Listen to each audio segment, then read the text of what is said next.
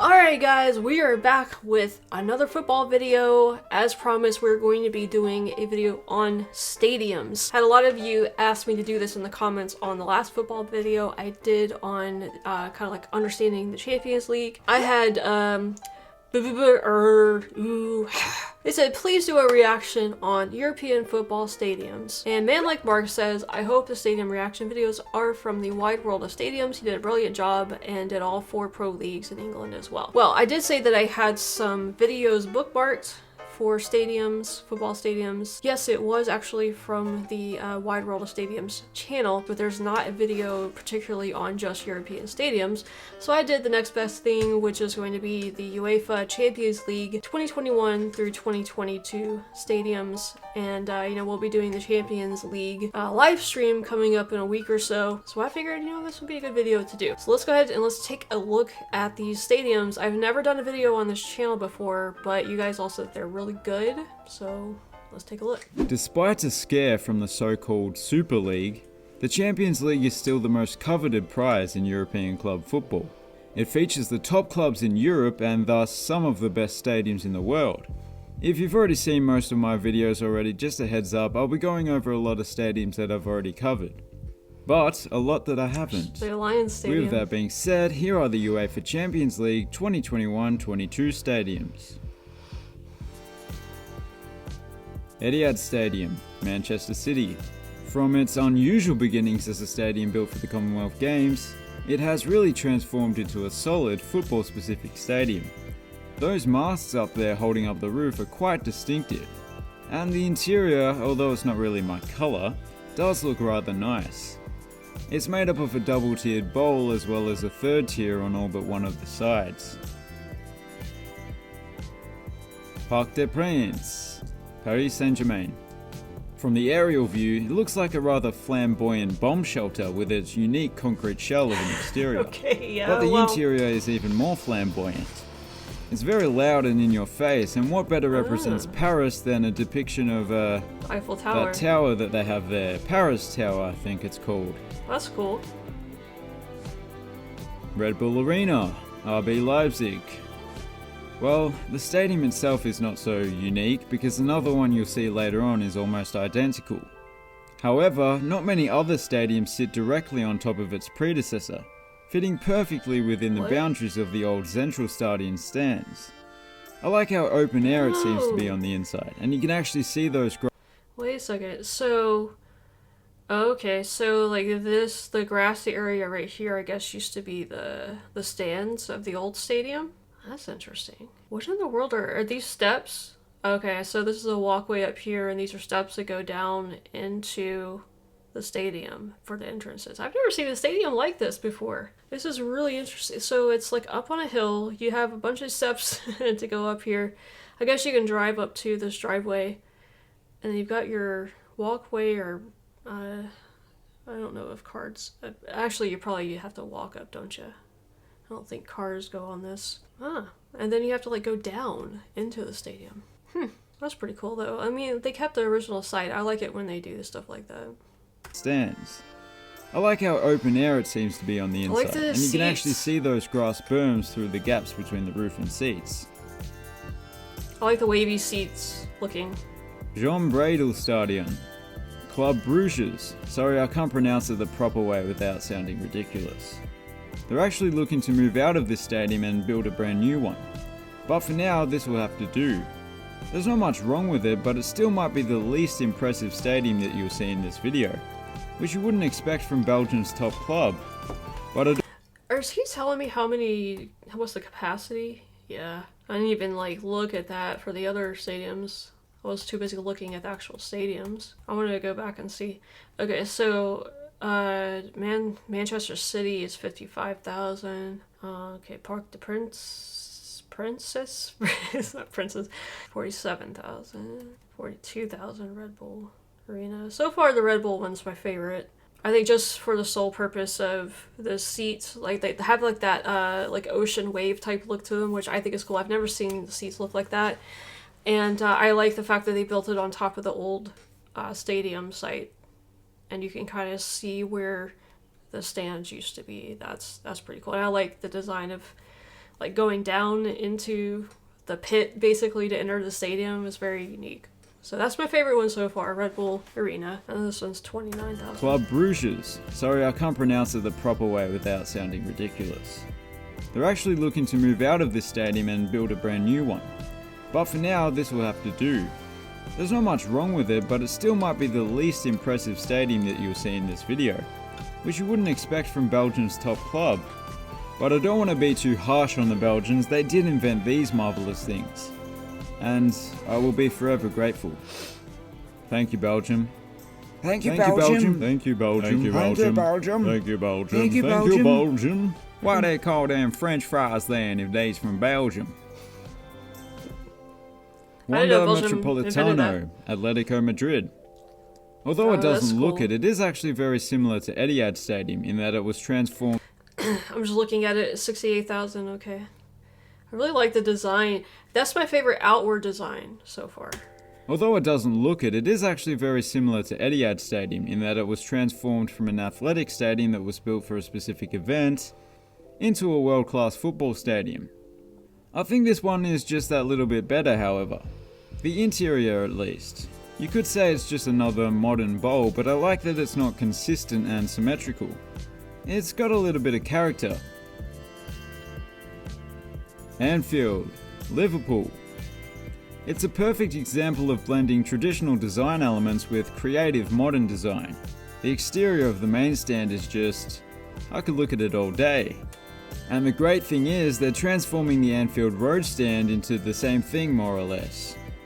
Not just improving the aesthetics, but increasing the capacity by a little under 10,000.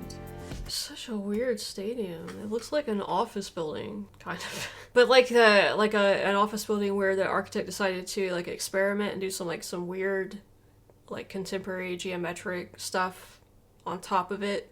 Oh. It's improving the aesthetics, but increasing the capacity by a little under 10,000. But in its current state, I do quite like the one stand being much larger than the rest. It's a good look. Estádio do Dragão, Porto. This is the one I was referring to earlier when I mentioned that Red Bull Arena had a clone. Both are excellent, so it doesn't really matter. But if the Porto fans do want something over the Leipzig fans, it did open 1 year prior. Also, the name translates to Dragon Stadium, and a dragon would definitely beat a Red Bull in a fight. Because I know Red Bull gives you wings, but guess what? Dragons already have wings, and they can breathe fire. It's not even up for discussion. I do like the Red Bull one better though. I just do, for the reasons that I said before. Fantastic stadium though. San Siro, AC Milan. What is Probably the this? most iconic stadium in the country as well as being the biggest. Considering the sheer amount of bare concrete that is on show, the exterior still looks quite good and very imposing. It looks like a half-finished building. And it also reminds me of this part right here with the columns, and then this right here. It looks like an overpass, almost, that we see in here in the States. It's a very not even industrial design. I mean, it is industrial, but it's even goes a step beyond that, and I can't think of what term I'm looking for. But I mean, it's very unique. I've never seen a stadium look like this before. The interior is a bit of an odd mix of colours, but I suppose that's better than being monochromatic. I also like how they've left one side without a third tier of seating, leaving this huge gap between the seats and the roof. It's a It's so strange big that stadium. there is actually a small roof under the big roof. Estádio José Avelard, Sporting. Wow, this is loud. I suppose Lisbon is quite a colourful city, so if you want to stand out, you really have to add more than a splash of colour, and they've done just that. But the interior is even more colourful. There seems to be more colours than there are seats. Although green and yellow. What in the world? I thought that those were people for a second. Interesting. I like it. I kind of like it. I don't like it as much as the Wave one in the Red Bull Stadium, but it's giving me like what is it? I would say like Lego vibes or something. Yellow being the colours on the club's crest are the most prevalent. Even the support beams for the roof are green and yellow. I love it. Signal Iduna Park, Borussia Dortmund. U1000. From a stadium full of colour to a stadium known for one colour, yellow. Not just those huge supporting structures up there on the roof, but the famous yellow wall. A huge terrace that has a larger capacity than some stadiums on this list. It isn't actually yellow, the fans make it yellow. But that's actually converted into seating during Champions League matches. Either way, Wait, I'm confused. What in the world was he talking about? for one colour, yellow. Not just those huge supporting structures up there on the roof, but the famous yellow wall. A huge terrace that has a larger capacity than some stadiums on this list. Okay, so he's talking about this wall right here? It isn't actually yellow, the fans make it yellow. Oh, okay. But that's actually converted into seating during Champions League matches. Either way, the atmosphere is electric. This is weird. You're basically, well, I mean, it could just be the camera lens that's making it kind of distort a little bit, but it looks like you're sitting like right in the rafters. I mean, the seating looks like it goes up higher than these beams and the lights and stuff. Holy crap. I've also never seen this before. This looks like a hockey rink with are these nets or is this glass or plexiglass to prevent the ball from being kicked into the stands, basically? Because look how close the seats are. This feels more like a basketball arena, the way it's designed. Johan Cruyff Arena, Ajax. The first thing I notice when I see this stadium is that it's very tall. If you were to stand on top of the roof, you could probably see every city in the Netherlands. That's actually only a slight exaggeration. It certainly has a very interesting exterior. There's a lot going on. It's like sci-fi. Including a giant depiction of the legend that the stadium's named after. Wow. On the inside, it's a little more clean, simple and elegant. Looking up, I love that huge translucent roof. As long as they're kept clean, they always look better. Vodafone Park, Beşiktaş.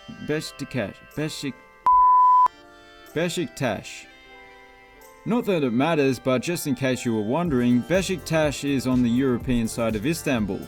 But only just. It's located right at the edge of the Bosphorus Strait, which divides Europe and Asia. It would have been great if they left that side without any seats, like this stadium in Brazil, just so spectators get a view of the water. But I suppose they had to make the most of the land they had available. Also, the interior itself looks quite spectacular. This is interesting. You know what? I kind of like that. I like how open it feels. I like the white seats, actually. It looks nice and clean. I mean, there's a lot of busyness going on with all of the supports and stuff, but I kind of like this one, though. It has a nice light, airy feel to it. Also, the interior itself looks quite spectacular. Stadio Giuseppe Meazza. This is like the other Italy one. The Inter fans like to call the stadium by its official name because Giuseppe Meazza played mostly for their club. However, he did actually play for AC Milan for a short while later on, but they still prefer to call it San Siro. Oh, and I'll just add how much I like that roof. Whether looking at it from above or below, it's quite impressive. I don't know, I'm not a fan of that type of architecture. Estadio Santiago Bernabeu, Real Madrid. Why did this look just like the other one, though? This one looks almost exactly like the other stadium. I mean, I can notice some differences, but is it the same architecture firm to this stadium, too? Estadio Santiago Bernabeu, Real Madrid. Here's the big one. You may have heard that this iconic 80,000. ground is being transformed from this to this. But it's looking more like this at the minute. Yes, that will actually be to this. Now that's impressive. I like that. It looks... What does that look like? I was gonna say it looks like something that you...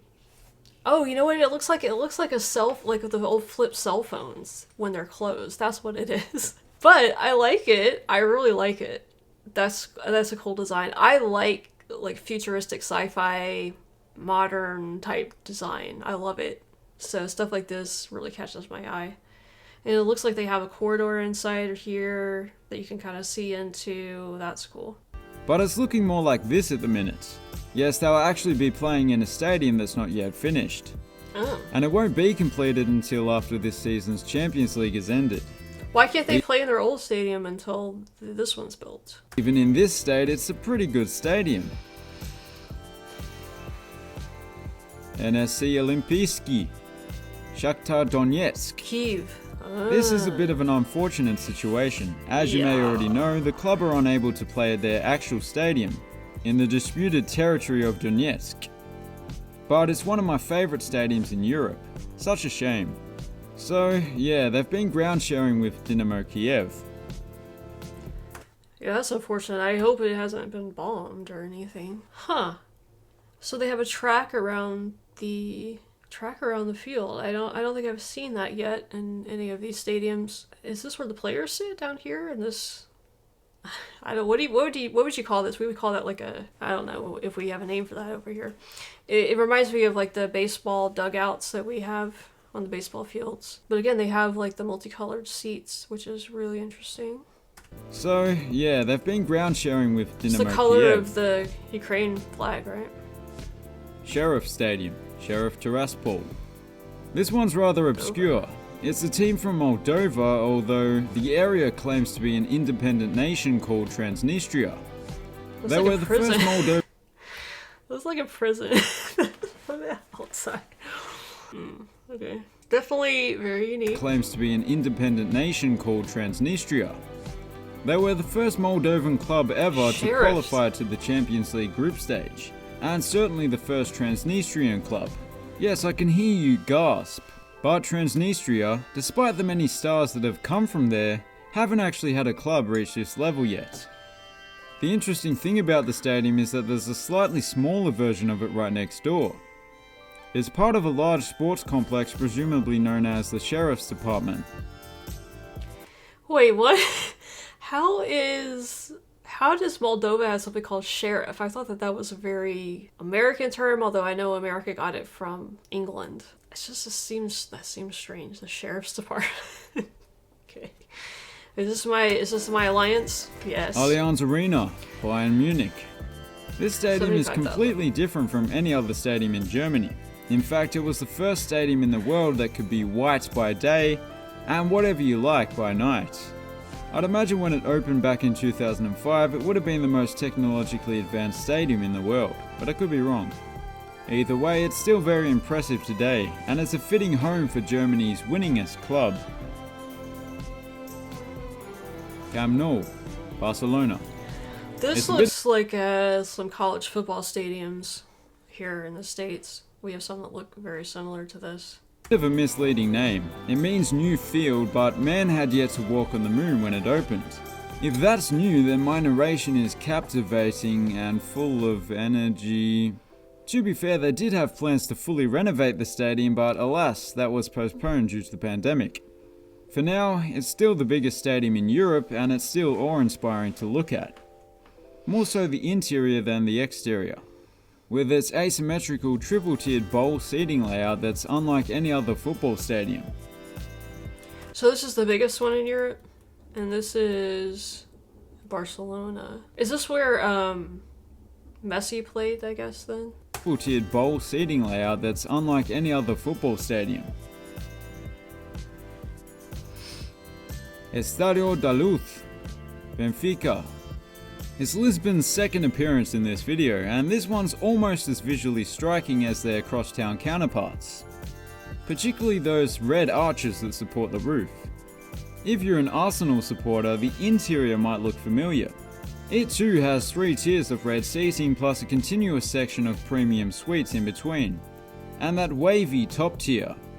Don't tell Arsenal fans this, but I do slightly prefer this one. But to cheer the Arsenal fans up, I do believe you will win the league. Not this season, but the next. I am of course referring to the championship. Sorry, I went off topic there. NSC Olimpijski, Dynamo Kiev. Another one. I don't want to disrespect the Ukrainian champs, but the club name does sound like something you might find in the freezer aisle. Dynamo Kiev, ready in 3 minutes, only 30 hryvnia, very tasty. Nah, but Kiev's are good. It was built just after the Soviet Union was formed, and looked nothing like this back then. But one thing hasn't changed. There is still a running track. The only stadium in the Champions League with a running track, although it's usually covered up. I like What those. if- the only one? Didn't he just show one? He's not showing the same stadiums over and over again, is he? Was that the other one in Donetsk that had a running track around it? Mosaic seats though.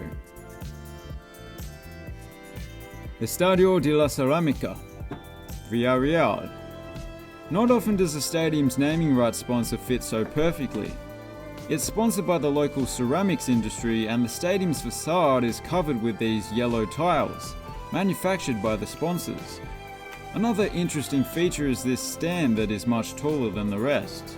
You get a pretty decent view from up there, of not just the field, but you can see for miles. Although, as you can see, those seats aren't so popular. Old Trafford, Manchester United. Some people love it, some people hate it, but everybody respects its history. It doesn't quite have the flashiness of some of the London stadiums, but it certainly has its own unique character. The slanting roofs being perhaps my favourite thing. There's something about the way it makes the seating up top disappear into the abyss. Oh, and apparently it has a bit of a rodent infestation, which begs the question, how expensive are the pest exterminators in Manchester if you can afford to pay Ronaldo and not them? Gerwas Stadium? I still don't know how to say that. It's the home of Atalanta. It's a bit of a mismatch of old and new at the moment, as the stadium's partway through a total renovation that will basically turn it into a brand new stadium, for all intents and purposes. So, in this state it does look a little strange, but that's no bad thing. And I think it'll look pretty special once completed. Stadion Wankdorf, Young Boys. That's interesting. Why did the team that plays at Wankdorf have to be called Young Boys? Very square. I feel like the police will barge into my house at any minute. I kinda prefer its former name Stade de Suisse, but it was built on the site of the old Wankdorf Stadion, so it's paying tribute to its past. From the bird's eye view, the stadium looks like a picture frame, Yeah, that's what although it I've is. never really seen a picture frame with solar panels. On the inside, the symmetry is continued with That's cool. 2 tiers of seating. No frills, just quality. It's very Swiss in that respect. Stade Pierre Mauroy, Lille. It has a very sleek, partially see-through exterior, as well as a retractable roof. The only football stadium in France to have one. Perhaps that's why it's used for tennis as well. It's pretty cool how half of the field can lift itself up over the other half. The interior matches the Wait, what? exterior, as well as a retractable roof. The only football stadium in France to have one. Perhaps that's why it's used for tennis as well. Half of the field can lift itself up over the other half? What? How does that work? It's pretty cool how half of the field can lift itself up over the other half. The interior matches the exterior, a muted grey colour scheme that looks just as good. Explain to me what he means by that. Is there a center portion in the field that's kind of cut out that can lift up over that, and then they can put seats around it on the rest of the field or something? I don't quite understand what he means by that. It's a great all-round stadium. Estadio Ramon Sanchez Pizjuan, Sevilla. We're back on the Iberian Peninsula where they don't shy away from the vibrant colours. I like that. You could say that it's like a smaller Camp Nou, but that wouldn't be totally accurate. The exterior is a little bit more interesting. It's done up in the team's colours and includes this beautiful mosaic. That's interesting. Also, the seating bowl is perfectly symmetrical, so yeah, it's not that similar. Red Bull Arena, Red Another Bull one. Salzburg. We've seen a Red Bull Arena already, but this one actually resembles Stadion Wankdorf. Once again, picture frame and a 2-tiered seating bowl. Well, except for the western end that has skyboxes instead of an upper deck. I'll give it bonus points for the translucent roof. Like I said, it just always makes the stadium look that little bit better. Volkswagen Arena, Wolfsburg. It's actually half owned by the Volkswagen Group, who are headquartered in Wolfsburg. And the team is fully owned by them. So if you rock up in a BMW, you better believe nothing will happen. It's a free country. There are a few stadiums like this in the world, but there's just something about the way the roof canopy extends outside the stadium that just looks so elegant, as does the plentiful use of glass on the exterior. The interior is quite standard by comparison, but more than adequate. Stamford Bridge, Chelsea. The reigning champs have a funny looking stadium with those attached buildings to the south. But I'm fairly sure funny looking is a compliment. Oh, at least I hope so. But the interior is what matters most, and it does look rather nice. I like the triple tiered east stand that has been around since the 70s, and the west stand is basically just a modern version of it. Lovely ground. Allianz Stadium, Juventus. I've said it before, but the A-frames that are supporting the roof make the world of difference to this stadium's appearance. If they weren't there, well, the roof would collapse, but if they built an inconspicuous cantilever roof instead, the exterior would be far less interesting. On the inside, it's also very easy on the eye. It's somewhat similar to Vodafone Arena that we saw earlier. Oh, weird. Yeah. That is interesting. Kind of like it though. Yeah, the architecture on these stadiums, there's a lot of like strange exterior architecture. It's not necessarily a bad thing, it's just different. But I like the interior of this stadium. That's kind of, I like the black and the white seats. It's somewhat similar to Vodafone Arena that we saw earlier. Gazprom Arena, Zenit St. Petersburg. Most things that land in Russia from outer space cause a large explosion and form a giant crater. But I do believe that this is a flying saucer disguised as a stadium. It reminds me of the Australian, what's that building, the famous building in Sydney that looks sort of like this? Is it the Sydney Opera House that I'm thinking of? That kind of, it doesn't look exactly like this, but it has those spires like that sort of. I could be wrong, but just look at it. It has some space-age technology as well, a retractable roof as well as a retractable field. Not many stadiums in the world can boast both those features. Oh, and it will be hosting the final. Elida Stadium, Malmö. This one It won't be hosting the final anymore. Reminds me of a less space-age form of transport. A car. Okay, just this section which looks like the rear of a DeLorean. Doesn't it? Anyway, not important. I do like that dark exterior, but perhaps the most unique aspect of the stadium is that the official name of it is simply Stadion, which means stadium, as you may have guessed. I can't imagine a stadium just being called Stadium. You know what though? There's something about that looks very nice and clean, and I like it. And I like this little walkway up here with the lights and stuff. I mean, I know it's not as big and grand as some of the other ones, but you know, it's just very, like, clean and put together. I like it. But less is more, I guess. It's nice color blue seats. And those were the UEFA Champions League stadiums for 2021-22. Alright, so there we have it. Some of the stadiums in Europe. I know there are a lot more. We didn't look at any of the... Well, we looked at some of the Premier League stadiums, but...